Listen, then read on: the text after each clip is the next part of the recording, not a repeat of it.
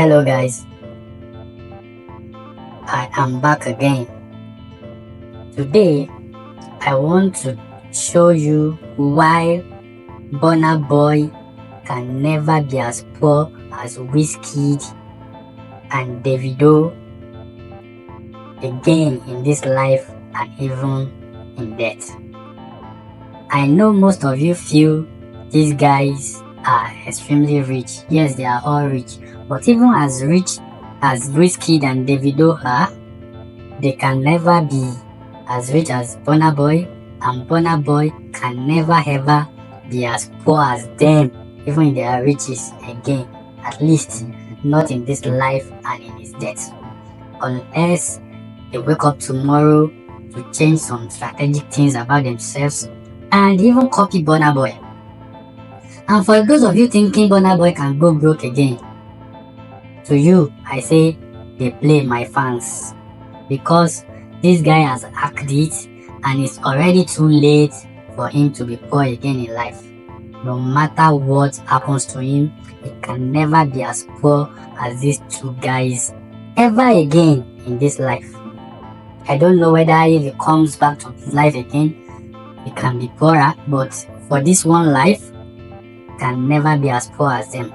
But before I delve into details and substantiate my viewpoints, kindly subscribe to my channel, switch on the notification so that you can get notified anytime I drop a powerful content, and get the pen and paper. I've always been saying this, to jot things down, because again I'm going to be exposing how and why this guy hacked it and why he can never be as poor as them. So you jot things down and use it in your own lives also. Okay, now that you've done that, let's get the show on the road. The first reason why I said and I insist that Burna Boy can never be as poor as this duo again in this life is, let's go, ownership. Many people view ownership as that of maybe properties, cars and likes, but ownership transcends that. This guy understood earlier on that ownership is the recipe for freedom. Until you own your own, you can never be free.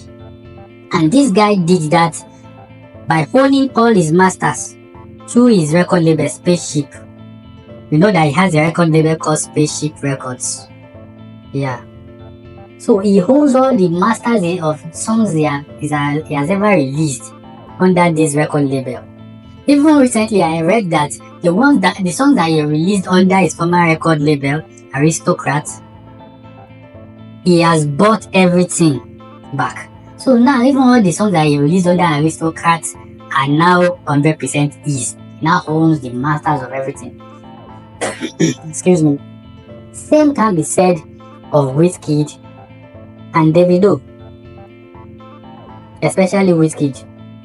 You know that EME still owns the masters of his two most successful albums. I'm talking about Superstar and Ayo. So in terms of money and revenue, they can't measure up to Burna Boy in that area, and that's even by one of the reasons.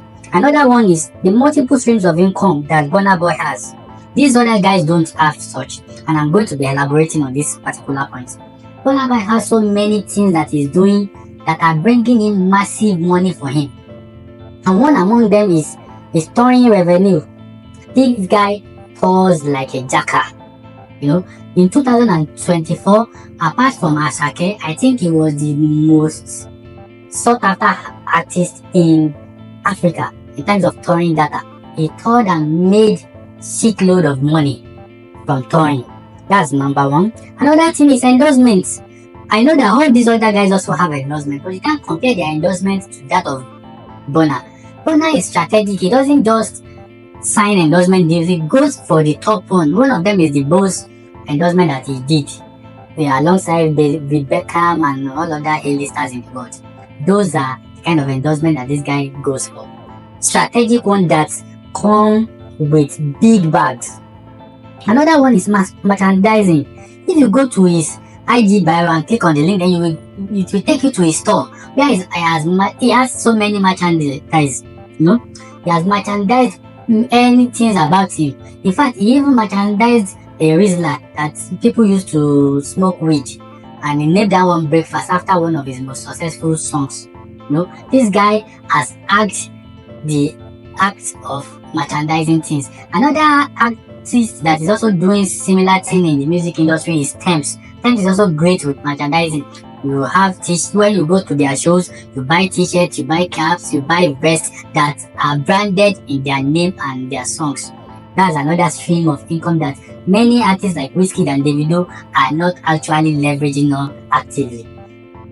Another thing is a strong international presence. You will agree with me that this guy has a very strong presence in international scene, and we know that that translates to huge revenue, huge payout for him, and huge acceptance anywhere he goes. That's the reason why he can easily tour any part of the world, because he's known. He has this huge international presence, and which these other artists don't really have. Although they are also big internationally, but not as big as Burna Boy. Another reason is the business structure and management of Burna Boy is second to none in Africa.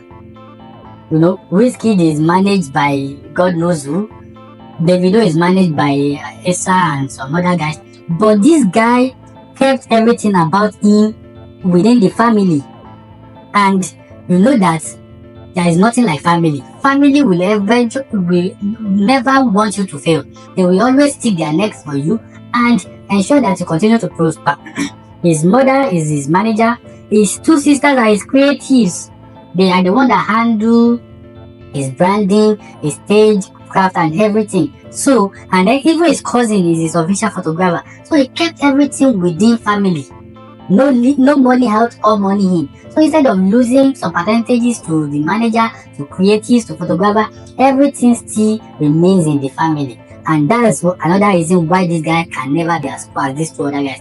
Because in their own cases, the money continues going out.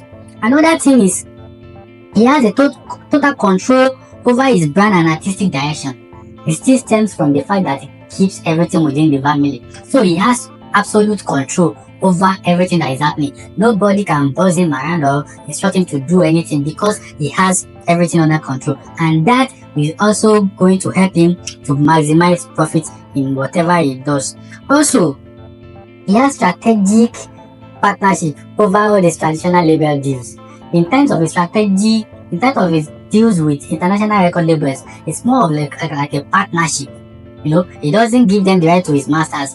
It's more like a partnership than just mere signing. When RCA and Sony signed Davido and Wizkid, we know how it went. It was like a real proper deal. But in the case of Burna Boy, it's more like a partnership, a business association. So you handle this while I own my masters. You can handle my distribution. You can handle my streaming and the likes. But I still own 100% of my masters. That's how strategic this guy is. And that's helping him have total control of his money and earn even more, because he's not going to be splitting profit anyhow with those guys, because he's the one funding most of his stores, funding his album roller and likes, unlike these other guys that are relying heavily on bags from international record label and advances from them, just losing a chunk of their revenue to those record labels. Another thing is, this guy has successfully crossed over to the international scene and still maintaining his African base. Tell me who among these two other artists has done so. When Wizkid went international, he lost his home base support. Davido struggled to go international. He has not actually crossed over internationally. That's why he's still big to some extent in Nigeria and Africa. But lately, he has lost the number one status in Africa, even to Burna Boy. So Burna Boy is bossing the international scene and still bossing Africa. Nobody among these other artists has been able to hack what Burna Boy is doing. So many people feel this is just minor, but it is huge. It's either you lose some and win some, but this guy is winning on both sides. He has his foot on all the scenes, international and local. He's still bossing everybody. Another thing is that his Grammy victory and main nomination has increased his booking value.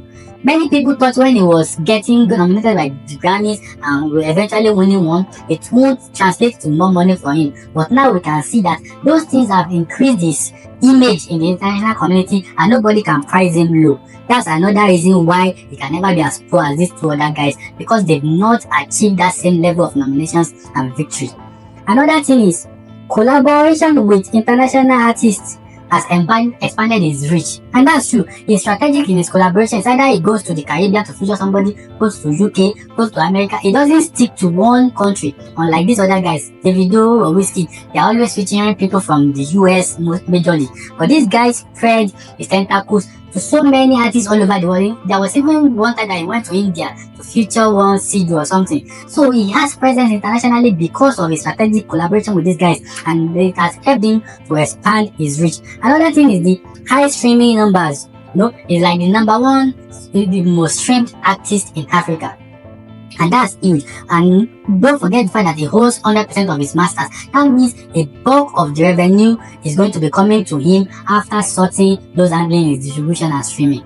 That's another major victory for him. Same can be said for Wizkid and Davido. In fact, the combination of the two streaming numbers can't even measure up to that of Burna Boy. Another thing is that he has high value show fees due to his live performance. He performs live on stage, and he has built his brand to the extent that you will enjoy yourself when you go to a show. So he has that bragging right to control how much he wants to charge per show, and he's charging a whole lot per show, and his shows are always filled up. And regardless of the fact that he costs more than these two other guys, even the show fees is like the highest for many artists in Africa. So when you add two and two together, you will understand and realize that this guy has had it and can never be as broke as these two other guys that have not even gone on tours for so many months now. Another thing is strategic charity moves.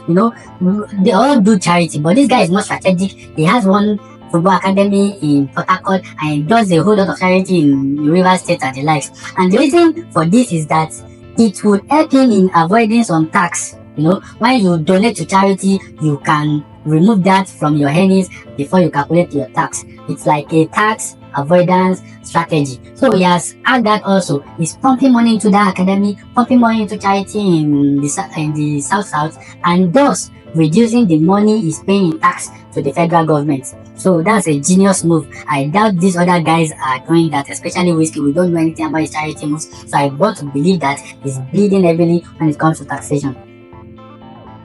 So another thing that I want you to note is that this guy is not sexually reckless. He may love it, but he's not reckless with it.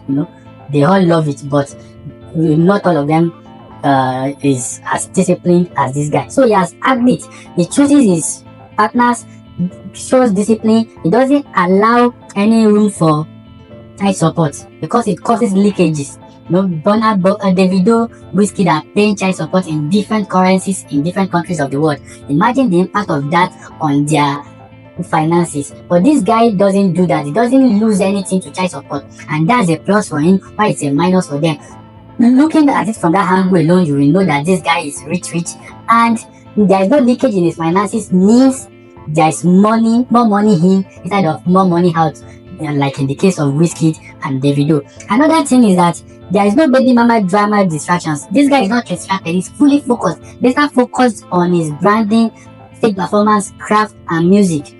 There's no distraction from being called out for being an absent dad or an irresponsible dad by any woman anywhere, because he has no children anywhere that he's responsible to. So he's fully focused on his music, on his craft, on his branding, and thus making more money from the sheer fact that he's more focused than these other guys. Another thing is that he fully invested in his stagecraft. When you go to any Burna Boy show, you can never regret it. You can never say that had I known, I wouldn't have paid this much to attend your show, because it gives you your money's worth and even adds Jara on top. That's the kind of stage performance that he gives. That's how crafty he is when he gets on stage. He gives you your money's worth and even goes extra mile to satisfy you, thus making it possible and easy for you to even churn out more whenever he says you want to do any show wherever you are. That's another reason why this guy is always having sold out concerts. No empty seats, no empty space in his shows, no empty, filling stadiums, filling big arenas all over the world, because he invested so much in his performances. He doesn't mind or lip sync like other artists. He does live performance through and through. So that's another reason. So I think I've exhausted all the points, and if you are not biased and you are sincere, you would agree with me that these are valid reasons why this guy has suddenly become so rich. And it happened overnight, but it took years of strategic planning and hard work before he got here. And if he maintains this status quo, there is no way he can be as poor as Wizkid and Davido combined. And the only way these guys can stand a chance of being as rich as Burna Boy is if they embrace all these 5 things. But I think some of them are too late, especially when it comes to child support and baby mama drama. Those ones are too late, so they're running at a deficit at in some areas, but they can make up for these 2 losses in other areas. But this is like a template for them to follow if they so wish to be as rich as Burna Boy in this lifetime of theirs. And that's all I have to say today. Thank you for staying with me up to this moment, and I'm sure that you've enjoyed this episode. Before you go, kindly subscribe to my channel and switch on the notifications so you can get notified anytime I drop a content. Thank you always. I appreciate you for spending time to enjoy my episode. Till we see you again.